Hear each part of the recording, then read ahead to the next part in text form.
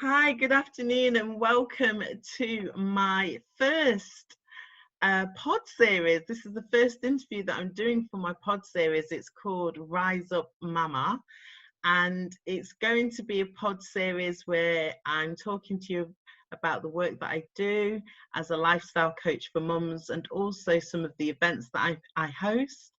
And I will be interviewing some of the guest speakers that I'm bringing into those events. So I'm absolutely delighted to have Suzie with me, Suzie Welstead, who is an emotional wellbeing coach and author.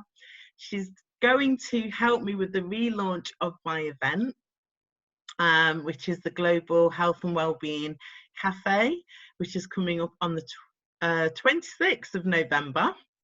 It's an online event, so you'll be able to be there online with us or catch the replay. But I thought it would be really interesting to spend some time with Suzie in her. I'm not actually at home with her, but it feels as though we're together. You know, we've got to work in this online environment now, but I thought it'd be great just to get to know Suzie before I introduce her to my guests later on in the month, just to find out a little bit about the emotional wellbeing coaching that she does, and a little bit more about Suzie herself. So welcome, Suzie. Thank you so much for your time today.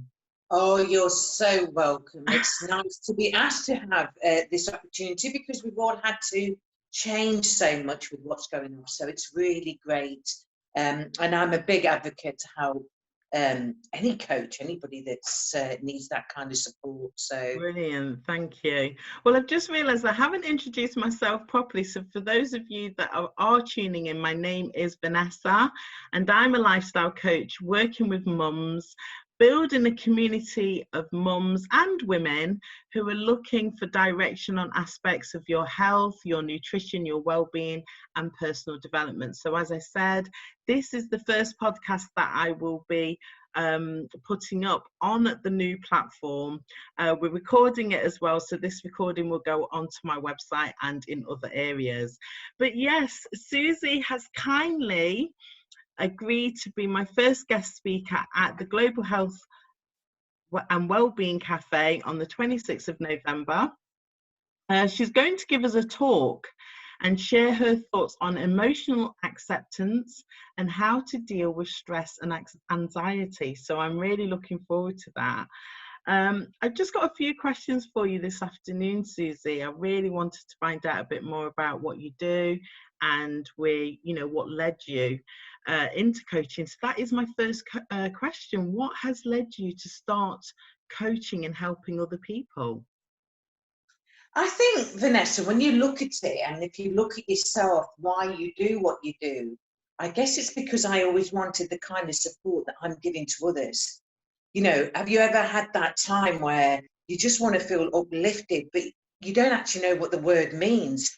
But so you start doing your own research with your own life experience to bring that up, because we've all been in places where you think people don't understand you. Well, probably you're supposed to create something so that other people can understand and other people can have that kind of, you know, experience themselves. So I guess it's all about, for me, it's all about life experience. So I've made the best of my life experience to support and guide others in the same way.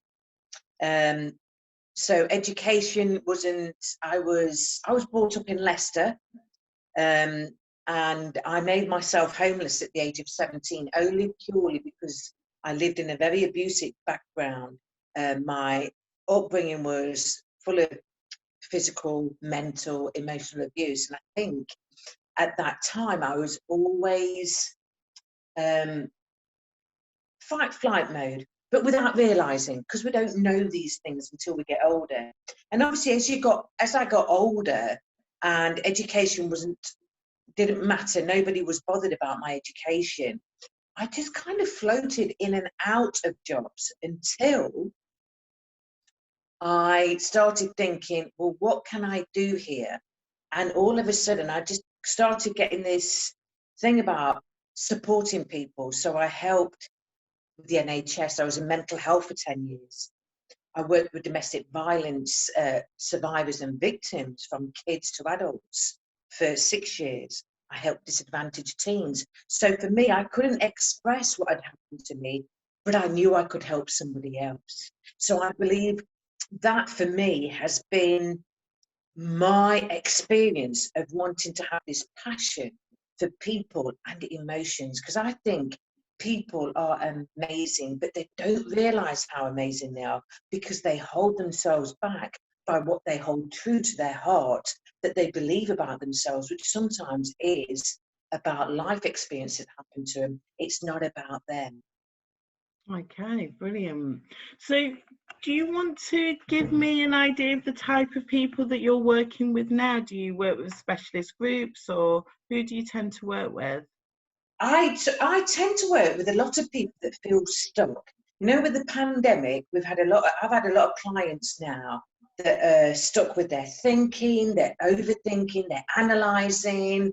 For them, a lot of trauma's coming up for them, but they're not realising it. So for instance, let's talk about fear, because we live in a very fear-driven society where it's all about fear, fear, fear. Now, I can only speak from my experience, but I know clients are doing it too, was the fact that when I was younger, I created my emotion to keep me feel safe, as we do. And then all of a sudden, this was keeping me safe, not as an adult. As a child it was, but not as an adult. So I didn't realise that until the pattern kept happening and happening. And then I started to realise that if I looked at it and unfolded it, I was actually trying to deal with a crisis like something's out of my control. There's nothing I can do about it. But as a child, I thought I could. So even that pops up for me to look at. So there's a lot of people that trauma kind of stuff is coming up because we're all like, we want to feel safe and we want to feel that we're in control. And these two things are what is happening with a lot of my clients now that don't feel safe. So it's their how they're talking to themselves. You know, it's very negative. It's a negative narrative of past events or past things that have happened, or we're never going to move on from this. And a lot of people don't like change. We don't want to change as a community or as a whole, but yet change is so good for us, you know? Okay, so I think you might have touched on it a little bit, but do you just want to expand more on your coaching services? So I know for myself, I love working with the mums in a group environment, and I do work with them on a one-to-one, but I would actually say most of my coaching is in that group environment. What type of coaching do you specialise in? Mine's all about, I guess, with me, I did quite a lot of coaching, but it's always been personal coaching. It's always been about how that person feels about themselves and how they are in the world. It's all about them exploring themselves. It's like a self-development for yourself. Like I said, a lot of my clients feel stuck, or their self-esteem is low, or they need their confidence building up. And it always starts off with, it never used to, but now I'll always say, how are you feeling? What is the number one emotion that you're feeling on a daily basis? So at the minute, I'm feeling a lot of people feeling sad or feeling quite emotional about stuff coming up. And then I'll go into the process of emotional acceptance, which is like, it can be a 6-week program, a 12-week program. Some actually want more programs because they benefited so much. So from going from an uninspired place to feeling inspired and motivated about your life, which is amazing, because that's what we want people to see. It's about empowering our people. It's about letting them know, this happened, but there's a way forward. Can we do that? So it's all about that, I guess, stuckness. I've always said if people are stuck in their emotions, there's something that's gone off in their life that's keeping them stuck, So it's always about being stuck or afraid to move on. Like, at the minute with the pandemic, people are having to move on because the livelihoods are down, but what about cash? What about money? Well, what can I do? And if you ever say to somebody, why don't you teach people what you know? They actually poop themselves. But if they have a closer look, they will know that they too can do what I and you do on a daily basis. Yeah. Because it's the pain that you've gone through is what helps you want to do it for somebody else. Well, yeah, I definitely understand where you're coming from with that, because part of my coaching with the mums is to help them with their nutrition and fitness. And I share my story, which was about the fact that I was coming from not a place where I wasn't exercising, but I was putting a lot of weight on and I didn't understand why. And it was all to do with the fact that I was eating the wrong food. My diet was absolutely terrible. So once I fixed simple things like looking at my breakfast, for example, and incorporated that with drinking more water, doing more exercise, I noticed that my shape started to change for the better. So it was my own experience of being able to overcome that particular issue, which I was like, yes, you know, I've got these results, I love what I'm doing, and I want to be able to share that with others, as well as, you know, I refer to myself as a lifestyle coach because I do talk to people about personal development as well. And now I've moved into another area, which is helping people to understand sovereignty and what that means for them as an individual. So, you know, it's quite a lucid term that I use because, like you said, it's going through these things ourselves. Once you've been able to master and see positive transformation in your own life, then it's fantastic to share that with other people. So how long have you been coaching, Suzie? That was my other question for you here. I started off 4 years ago because I got made redundant. I used to facilitate a lot of group work for children and adults in healthy relationships. And we know what the country's like for funding. You find a new project, and we kept running out of funding. So my job had to eventually go. And I really did think to myself, what am I going to do? Now, I'd already had my NLP, and I'd also done coaching.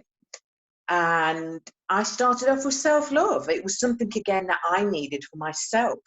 So it was like teaching people that, you know what, it doesn't matter what we do in life. It's all about how you love yourself. If you love yourself and accept yourself, but then again, that is something hard for people to do because we've not been taught that way. We've not been taught that we are important individuals. A lot of people think about loving yourselves as kind of being big-headed in that, but it's not. It's the best self-care for you. So I started off with self-care. But I love the emotions, like you talk so passionately about nutrition, and that's why I love emotions.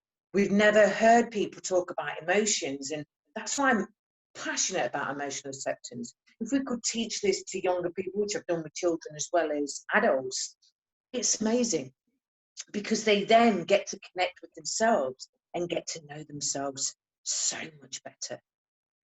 Okay, brilliant. Because then my next question was, do you actually have a specific service or program that you wanted to talk to me about, which would be a good lead-in for people that you may meet when you are the guest speaker at the Health and Wellbeing Café? I think the start off for me is that I have a book. In 2018, I released my book, You Are Enough. And I've always said it on talks. As soon as I do something, people always say, oh my gosh, I could listen to you for ages. And I'll always say, your first port of call is, if you like what you're hearing, just pick up the book, get it on Amazon, buy it. And if you like what you read and you feel that we've got that connection that way, you can then get in touch and do it that way, because it's up to the person at the end of the day how they feel about it, and it's a two-way connection. You know, I love people, you know, but not every person is going to want to work with me, so they have that choice. Another thing I would say is I run a group on Facebook called Suzie Sunshine. It's purely for inspiration, hope and positivity. And I pick up clients that way quite a while because some of my posts resonates with people, some of it doesn't. So that's another way to connect.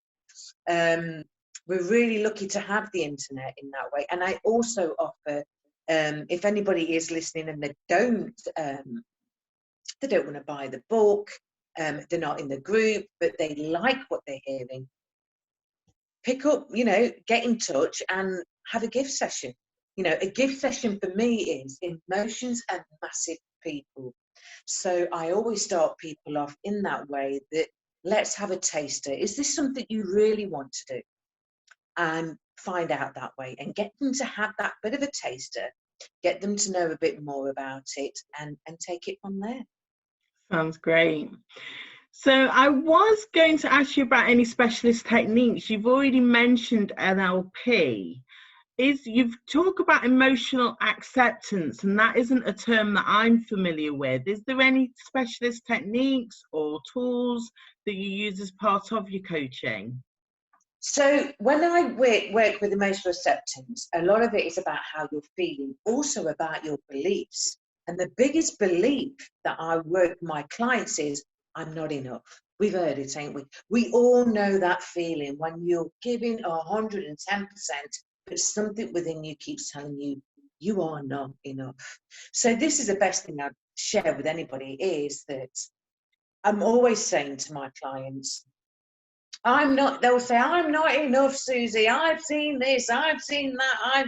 I've been in relationships and they keep failing and whatever, but you're giving me the outcome.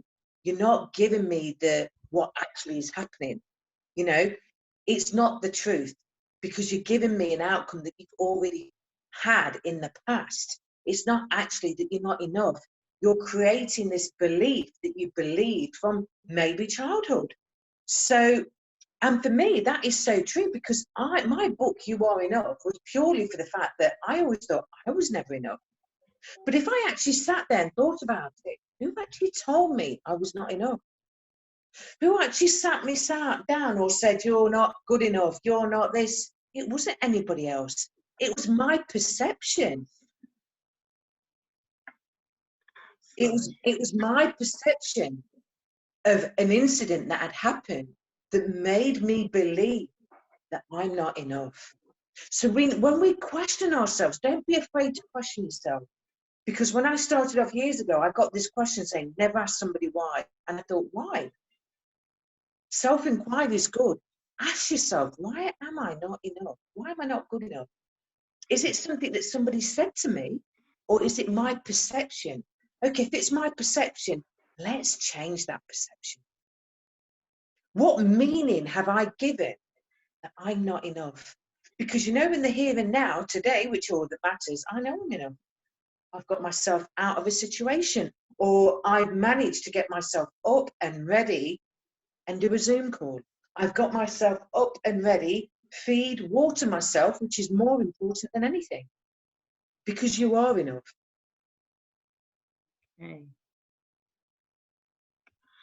Okay, thanks for that, Suzie. So I'm really interested in your vision for helping other people. You've been working now for 4 years. I mean, where do you see the future of your coaching services? And, how will that impact people? I mean, do you work locally, or do you work now with people that are further afield because of the internet and the changing times? What is the vision for what you're doing? Well, I work with men, women, children, adults, because we're all the same. But what happens is we all get stuck.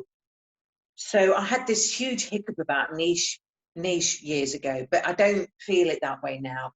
But my vision is on the biggest scale of well-being is so important. Emotions are so important. Mental health is important. So I like people to know. I think it's leading into a way of more talks, more ways of knowing how to support others. Because I always say just one conversation can change your life.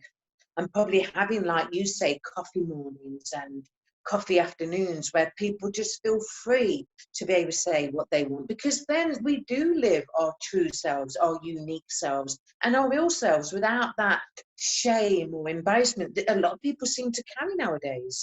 And it's only because we don't know how to deal with them. So in my reality, it's teaching people basically what I've had to go through. And it's not about what I've had to go through. We all experience life. And in that means the bad, the good, and the ugly. It's taking those bad points and those ugly points and bouncing back each time, knowing that you can rise above it. And sometimes I don't think there's enough out there for people to know and to learn. It's like we have this whole internet now, and I've noticed it, I don't know about you, where you can buzz this, buzz that, get that free, get that free. You're actually building a lot of overwhelm and anxiety in people. Show people the way forward. Show them the way forward. That's what they want. That's what they need. And I think that's what I'm coming to. It's not about clicking for emails and that, because we're filling people with a lot of stuff, a lot of information. Yet they have the information.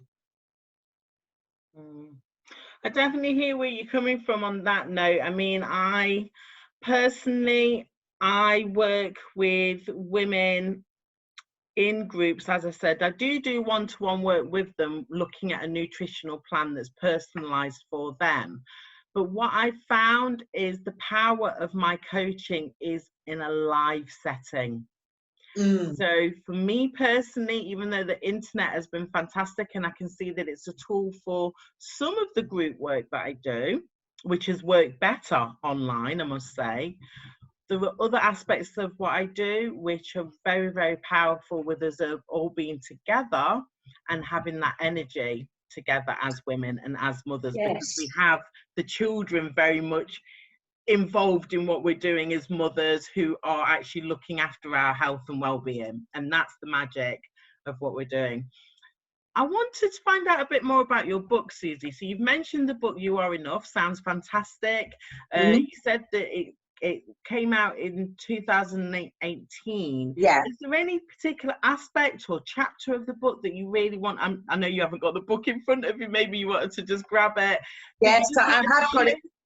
Yes, let me just grab it. Yes. Just dissolves. Right, so it's called, I don't know whether you can see it all, but it's called Just For You, You Are Enough. Okay. And I can actually, but I don't know how much time you've got. I could read a little bit, but basically, if I just give you what it says on the back, I believe in you. So roughly, well, it must have been about 11:30 when I started panicking. I'd never been on my own in the streets at night. I could hear people coming out of the pub, and I froze. Oh my gosh, what do? I was terrified. I ran to the phone box, and after scuffling through my bag for 20 pence, I rang a friend or two to see if they could help me. They said no, they knew I was in a bad place, and that helping me would bring shame on them and their families. I was left all alone. Luckily, I had the telephone number of the Samaritans in my diary. I must have had the foresight to jot the number down. When I saw it at school, I rang the number in a state of panic, overwhelm, mixed with relief and freedom. I had escaped, yet I was fearful of where I would end up or what might happen to me. The Samaritans reassured me that everything would be okay. They kept me talking until a taxi collected me and took me to a refuge, a shelter for women and children who had suffered domestic abuse. And then obviously it just lets you know a little bit about me, that my mission is to empower others to believe in themselves, because again, believing in yourself, trusting in yourself, and it's easy to let the outside world affect how we truly feel about ourselves. Yeah, so that's a bit about my book. Is the book is it a story? Is it a guide? You know, what type of book is it? Is it sharing your examples, or have you got almost like tools that people, you know? Yes, it does talk a lot about what it talks about. I mean, some people, when they read it, the reviews were like, you know, we can tell you've been through trauma, but you've not spoken about trauma. My whole idea was not to talk about a lot of the stuff that happens because we've all been through an experience. It was more about using mindfulness and self-love and Okay. how to get yourself out of these situations. And it was just full of the truth, my truth, through my experience. And I think that's what gave people a lot of hindsight, you know, and that's what I've read in the reviews that people got from it. You know, Okay. yeah, so it's, yeah. So is this your first book then? Yeah. Just It's my first ever book, but I was also co-author of a book in 2017 called Rise of the Badass. There was 18 women that collaborated together, and that was to end violence. And that's got a blurb in it, but that's in the beginning of this book to let people know. And I also got the opportunity to share a moment of grace in the book 365 Moments of Grace. So wow, I brilliant. think, yeah, I think as opportunities come, you just let yourself go Yeah, into them. definitely. Well, I wanted to ask you about authors that inspire you. Do you do a lot of reading yourself? Do you have time to read? I used to love reading, but I got into a really bad habit of reading, and that's why my book is the way it is, because I knew I'd been through a lot of stuff, and I knew a lot of people weren't understanding me, so I bought self-help book after self-help book, thinking that was what, but that actually kept me in my trauma rather than doing anything. So it's just being mindful of what works for you. I mean, Eckhart Tolle, his books, like The Power of Now, fantastic books. They really do bring you in this moment to make you realise that this moment is all that matters. Well, I You know? did hear your SoundCloud. Yes. I don't know if you call it an interview or monologue that you were Yeah. explaining about that particular one, which has brought me into my other question about your radio show. So I understand you've got a new radio show on, is it Leicester Community Radio Station? Yes, yeah. Leicester Community Radio Station. As you know, I've had a lot of technical problems this month. So this month I've not done a recording, but on a Monday, every Monday, I'm on Leicester Community Radio giving out self-awareness on mental health. So I talk about topics that I believe probably I've gone through or clients have gone through, but it's basically about emotional well-being, how your emotions, you know, how we're not our emotions, we're not our thoughts, yet we're believing that we are because of our memories and our stories that we tell ourselves. A lot about, I do also have guests on there like facilitators and people from mental health. I speak about suicide, because obviously I worked with Samaritans for 8 years, but I think it's a really good program to put out there what you believe can support others in these testing times for so many people. Yeah. And mental health is massive. Definitely. And this is why, you know, for myself, in terms of the relaunch of the Global Health and Wellbeing Cafe, I was really interested in your topic of emotional acceptance. So do you just want to kind of give us a little, not too much, because obviously we want them to join us at the live event, but what will people expect if they do tune into that particular Zoom environment or listen to the recording? What would they expect to hear from you? The first thing I tell anybody is, like, please leave your judgments, your comparing and your criticism at the door like a pair of shoes, and come in open-minded, living in the present moment, which means putting your focus on the moment. You're going to take so much away from this. I believe it's a way of living. It's not something that has to be taught. Emotions are natural. They're human. We need the natural way of how we deal with our emotions, not by suppressing them, boxing them up. And I've seen time and time again, anger is a big one that people seem to put aside and repress it, suppress it, because that's the only way they know how. Eating, drinking, gambling, sex, whatever you want to call it. We have all these addictions because of what we're really, really feeling. We just don't know how to express it. So it's all about learning, but it's not I believe it's a way of life. Like mindfulness is a way of life, you know. So it's all about allowing yourself the natural way to allow these emotions to work through your body rather than suppressing them and just killing them off, because that's what we tend to do. We don't know how to deal with it. So you know what? This is the best way I'm going to deal with it, because that's the only way I know how. Brilliant. I'm looking forward to it. So Yes. just to wrap up, is there something that you've done in 2020? Obviously, we all know that 2020 is going to be a historical year for so many different reasons. Is there something that you've personally done in 2020 that you're particularly proud of, Suzie? Well, it would have to be my radio show, because I took that on as a voluntary placement, because it was February this year. That's it. February this year. I was umming and ahhing. I didn't know whether I wanted to do it. I was testing myself. Yes, I can. No, I can't. Yes, I can. No, I can't. And I heard about another suicide. Suicide's been massive this year, and I kept thinking, no, I can't do it. Yes, I can do it. No, I can't do it. Now I'm really passionate about suicide, because I've worked in it. You know, we've all had these experiences, and I just thought to myself, I've got to do it. I've just got to do it. So I'm really grateful that I did kick myself up the wherever and thought to myself, let's just do it. Let's show the listeners that it's okay to feel how you feel. Accept it in the moment, because it is what it is, right?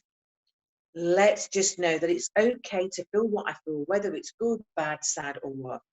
Let's drop the labels. Let's show people how to drop labels. Let's show people to be true to themselves.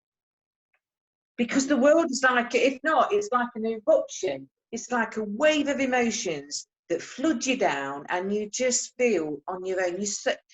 You know, that's how you're feeling. The isolation, everything's coming up for us to look at and ask ourselves some serious questions. Why do I feel like this? What am I believing, and why? You know? Brilliant. So just as the final question, Suzie, you've shared so much with me this afternoon. Thank you so much for your time. You shared your story. You've told us about how you're helping people, and you know, the vision that you're putting forward to continue to help people.